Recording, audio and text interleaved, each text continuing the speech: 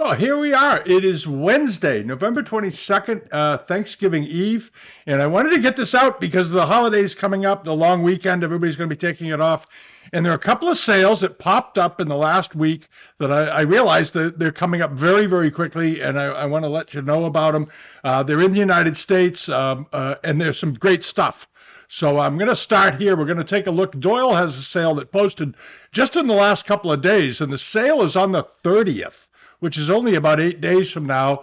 And if there's something here you want to see, you're going to have to get some condition reports, perhaps, maybe additional photos, that kind of thing, and you want to have enough time to do it. So here it is.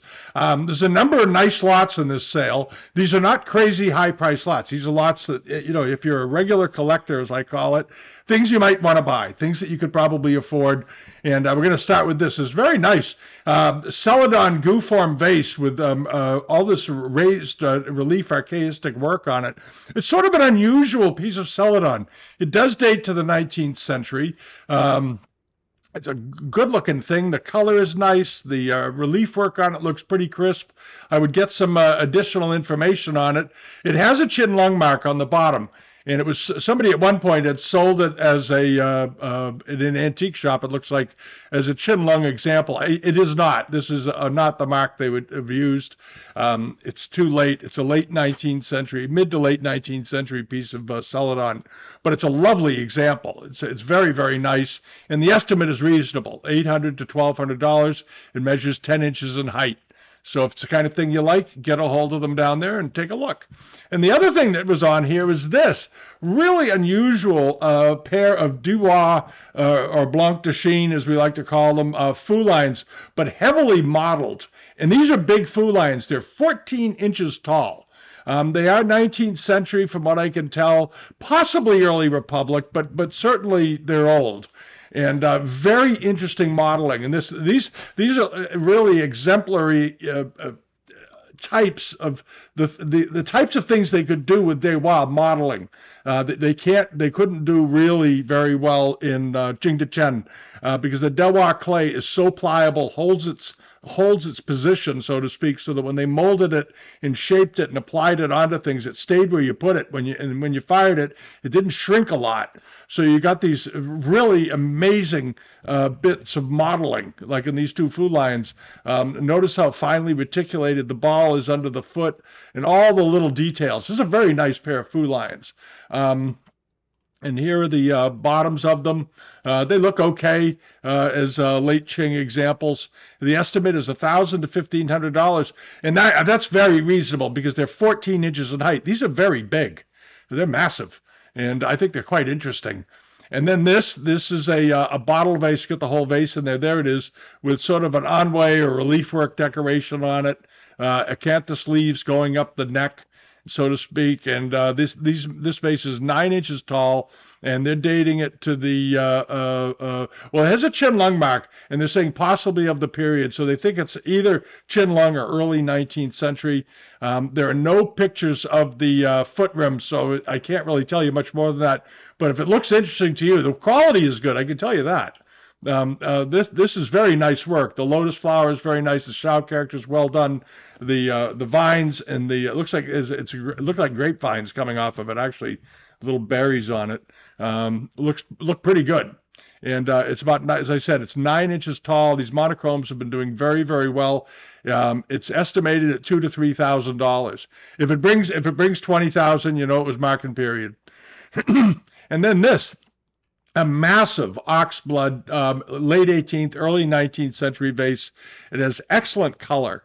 This is a really, really pretty color, beautiful color. And it is a 21 inch tall vase. We've seen lots and lots of these that are under 10 inches around. The vase we just looked at was a bottle form vase, bladder form vase of this size, of this type, about 9 or 10 inches in height. This is 21 inches in height. It has I think a very low estimate, $4,000 to $6,000, 21 inches. It looks like it's in good shape, but there's no other images of it. They just have this one photo, so it's kind of hard to give you too much more than that. But if it's the kind of thing you like, or you're looking to buy a nice monochrome in an extraordinarily large size, all right, this is the thing to keep in mind. The 9 and 12-inch ones we've seen sell pretty routinely for $2,500 to $3,500. This one is on a magnitude much larger. It has very good color, and it has a $4,000 to $6,000 estimate, so it probably has a $3,500 reserve or something on it. Maybe none, maybe no reserve. But the estimate, I think, is very reasonable for what it is. That's a big piece of redware. All right, and then over here to this, two Kangxi period Kangxi Amari guglets with these sort of cup form tops on them, rather large. And these look nice. These look pretty good. They did supply some extra pictures of them. Here pictures of the bases of them. You can see them. You can blow them up by just using your device to scroll the wheel or whatever you have to use to pull them in. You get a good look at that foot rim. They look nice. They look clean. There they are. The colors are good. The colors are vibrant, actually. And notice down here, the gilding is all pretty much intact. There's a tiny area of rubbing right there, and that's it, which is fairly minimal for guglets because these things were used heavily in most households back in the day, and the gilding usually is long gone on them because they were utilitarian. They're very handsome, and they're around, 10 inches high? I was going to say 9 inches. Very nice looking items. And then these are rare. If you like rare and unusual 18th century pieces, these are exceptional. I think the estimate is awfully low. It's a pair of Amari-footed spice boxes with their covers. And these never turn up. These hardly ever turn up. I believe there's a couple of them in the Rijksmuseum over in Europe. And maybe the Guimet has them. I've seen them somewhere else, and I can't remember where. But I'm pretty sure that Rijksmuseum has them somewhere tucked away. These are very, very nice. The gilding on this one is still very, very strong. They're wonderfully done. I'm not sure that they're actually a true pair. I think they're very similar, but not quite a pair. The tops look like they have slightly different decoration on them and so forth, but very unusual. You don't see these very often. If you collect Kangxi pieces, think about the last time you saw them. They just dated them as 18th century, but to me, the colors, the paste, the whole thing, they look Kangxi to me. If they're not, they're right after it. They're awful good. $800 to $1,200 is the estimate. Expect them to bring $1,000 to $1,400 each, just to be safe if you're serious about buying them, because they're very, very pretty. And then there's a triple gourd 18th century. They have it just dated as 18th century Amari style. It looks like it's probably Kangxi ware. See if there's more pictures. Yeah, they look like, what's the label on the bottom say? They're sold by Mark and Marjorie Allen. They were very good dealers many years ago, and they date them Kangxi 1720. The Allens were excellent dealers. They knew what they were selling. So maybe Doyle's just being a little careful with the dating these days because everybody's got an opinion. But they look Kangxi to me. $3,000 to $5,000 estimate seems reasonable.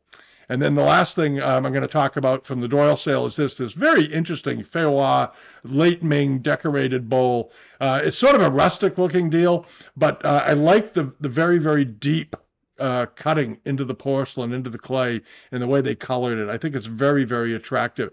It's almost industrial looking, but at the same time, it's quite elegant. The blues, you got the turquoise rim and this deep cobalt ground, and then all these lotus flowers coming up all the way around it. It's very attractive, very reasonable estimate, $500 to $700. Nice looking thing. It is 7 1/4 inches wide. It'd be terrific to put a flower in or something, a plant in your house, or use it for something else. But to me, that would make a fantastic small planter. And that's it. All right, now hopping over here to Bonhams, and the rest of it's going to be about Bonhams because they've got a bunch of sales coming up. Bonhams in Hong Kong. This sale looks pretty interesting. There are a slew of transitional wares in here. There's a bunch at the beginning. I think there's 17 or 18 lots at the beginning of the sale, and then they have several more good examples scattered through the sale. Some of them they date as late Ming to Qing, but they look transitional to me. And there's also some extraordinary bronzes. There's the cover lot bronze here, which is this Western Zhao example. It's a Fang Zhu Gui. It's the bronze with the big offering bowl on top, and then cast into a bronze base. And those are very rare. They don't turn up very often. Estimated at 2 to 3 million Hong Kong. All right. So that's all. If you're a transitional wear buyer, check it out. There's some nice pieces in here. I like the vase at the end. I like that last vase. And I like very much the incense burners. I like all of it. The brush pots are good. It's an interesting lot. And this, of course, is because the transitional wares have suddenly come onto everybody's radar, and there's a lot of interest in them. And also is this one, this big brush pot with the trumpet form mouth on it.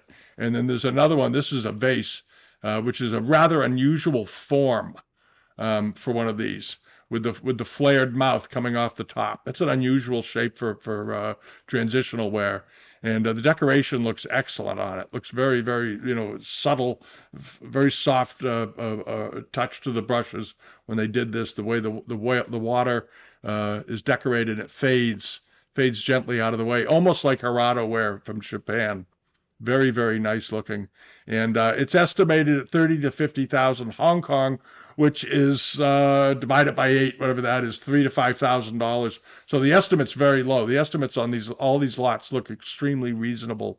So if you're a transitional buyer, check out the Bonhams sale in Hong Kong. The auction takes place on November 29th. So you don't have a lot of time. All right, and then over to this. This is an auction that Bonhams is running in. It's a collection, the Krause family collection. It's not an enormous collection, but it's a very nice collection of export wares. They have some pretty rare examples in here, and they're very unusual cistern that I'm going to get to. That's a Kangxi period example.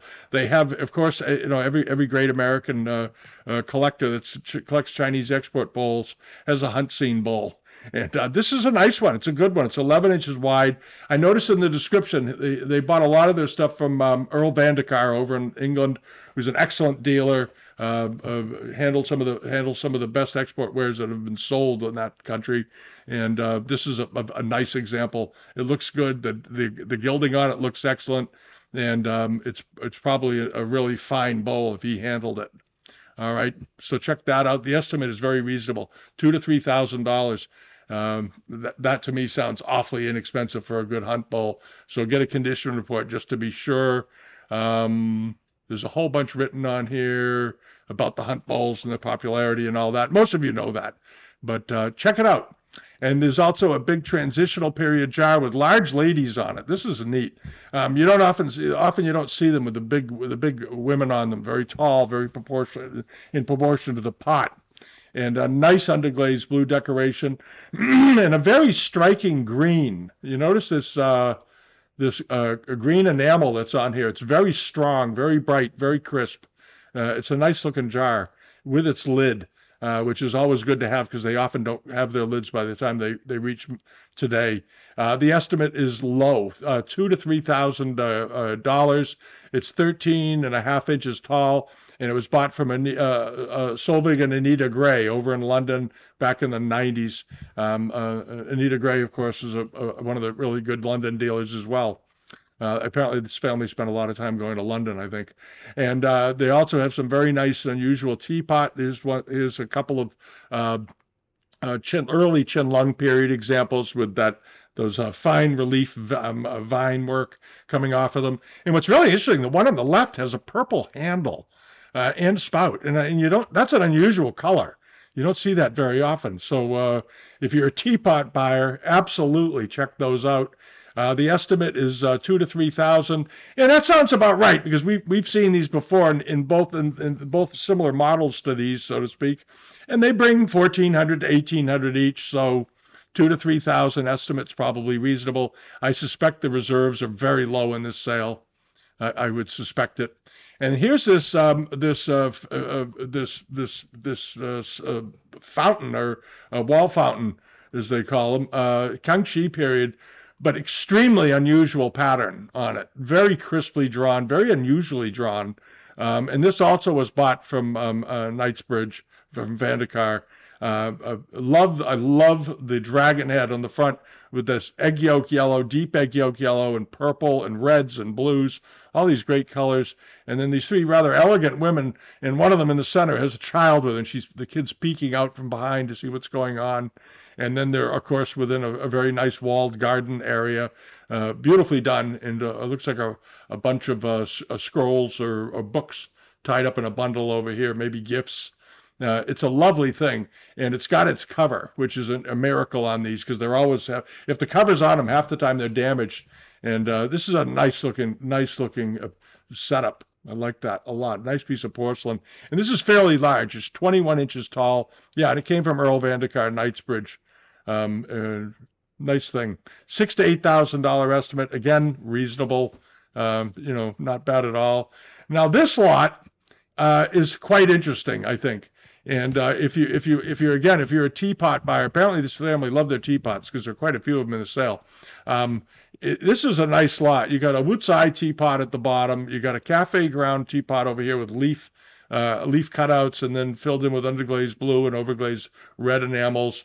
A very, very good late chin-lung strap handle teapot. Okay, but over here on the left is this ewer. And it looks to be a Wanli ewer done in an Islamic or Middle Eastern metal form. Very nice looking thing. I would, if you're interested in that kind of thing, I would look into that. I would look into getting some information, getting pictures of the bottom, get a condition report, get a picture of the other side, and take a good look at that. That's a very, very attractive pot, and it looks like a small one. It's maybe 8 or 9 inches tall. Do they give the 10.5 inches tall? There it is. Okay, and the whole lot's estimated at only $1,500 to $2,500. And if that one on the left is a Wanli teapot or wine ewer, it's probably worth the $1,500 to $2,500 all by itself. Because it's a very unusual thing. It's a nice looking thing, and it may be older than that. So you would definitely want to check that out if that's your bailiwick, so to speak. There's also a very vibrantly painted Femi-Vert Kangxi period charger. It's about 13 or 14 inches in diameter, and it looks like it's in superb condition. I don't see any wear on this thing. It looks factory fresh, as they say. The flowers are good. There's no wear in the center. I don't see any cracks or chips on it anywhere. You have to still get a condition report to make sure it hasn't been, restored or anything. It also came from Earl Vandecar. Apparently, I think the family spent a lot of money with Earl Vandecar. Good source, though. Great source. $2,000 to $3,000 estimate, and it measures 14 inches in diameter. So it's a good-sized plate, beautifully colored. It's the quality here is so important. This is a really nicely colored plate. And then the next one up is, I think, even better, is this Kangxi period plate with charger. It's not a plate, it's a charger. I think this is, let's get the size on this, get a sense of it. 15 inches in diameter, inscribed in the upper right with a waterfall. You got a horseman coming in on the scene and so forth. Very, very nice. You'd have to get the poem broken down. They may be able to tell you what the poem says if you get a hold of them. But these inscribed Kangxi chargers are very, very unusual, and they tend to bring premium prices. So you may see that estimate get blown to bits. And I love the little studios on stilts along the river, the way the water flows down here, and that implies that this is all water in through here. And you have of course, the famous rolling rocks coming over, and the rolling hills, and then the horsemen and all that. It's very, very attractive plate, and has fish in all the cartouches running around the outside, or crayfish also on the cartouches around the exterior.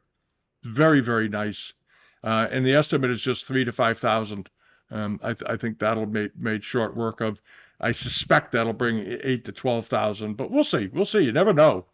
And then this is sort of a mystery. They've dated this as late Qing, and at a glance, it looks very 18th century to me. Now, it may be a really, really fine revival piece at the end of the Qing dynasty, but boy, it's got all the hallmarks of a mid-18th century Qianlong example. The gilded edge with the red outlining around the gilding, the way the flowers are done, this color here, this deep blue that's so perfectly shaded, the way the flowers, the blossoms are all done, the boat, all of it.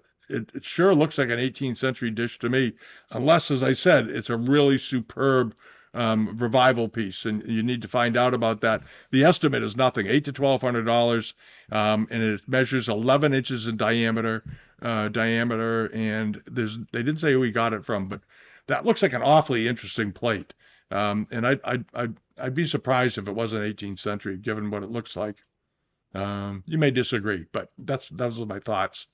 And then over to this, a nice late Qing to Republic vase, Famille Rose vase, but lots of details on this. Love the ruby scepter handles at the top. This very nice pink background, nice sort of a creamy white background on the main body, and then filled in with all the Famille Rose colors. The decoration is excellent on this. Very, very fine work all the way up. Very pretty vase. Really, really pretty. I'd love to see what the bottom of it looks like. And it's very big. It's 18 inches tall. It's estimated at $1,500 to $2,500. I think it should get there just fine. And if it turns out to be a Qing example, it'll easily get there. But to me, it looks late Qing, but you got to see the bottom of the thing and see some details. But boy, it's a pretty looking vase, and I like the handles on it a lot. And it's big, 18 inches tall. And the last thing we're going to talk about is this, just as a sort of an idea of some of the other lots that are in this sale. It's all very fine stuff. This is all going to take place in San Francisco. The bidding opens on this. I think they close on the 5th of December. The bidding opens on December 1st. They're all on the global member pages now, and they're on the Patreon link pages. Or you can just go to Bonhams if you don't subscribe to those, and you can look on their website. This is a very nice lot of 18th century Kangxi to Qianlong period memorial wares, and they're dated, estimated at $1,000 to $2,000, but they look like they're all in very nice condition, beautiful condition. So check them out. Check them out. And how big is the biggest plate here? The largest is 9 inches, 9 3/4 inches in diameter. And they've got, again, from Earl, this also came from Earl Vandekar. So it's a pretty comfortable way to buy. If all the stuff was sourced through Vandekar's company, you know it's going to be good. You know it's going to be very fine quality. You know it's going to be authentic. Who people buy from makes a difference, and he's one of the highly reputable dealers over there. Cohen and Cohen, Nita Gray, all the usual suspects. Marchance, of course, all those guys. They're the ones you want to buy. You want to get things from when they come back out through the market. All right. See you on Friday. Have a wonderful Thanksgiving. Losing my voice here. Sorry about that. And we'll have the regular video and go on from there, but enjoy tomorrow. All righty. Bye-bye.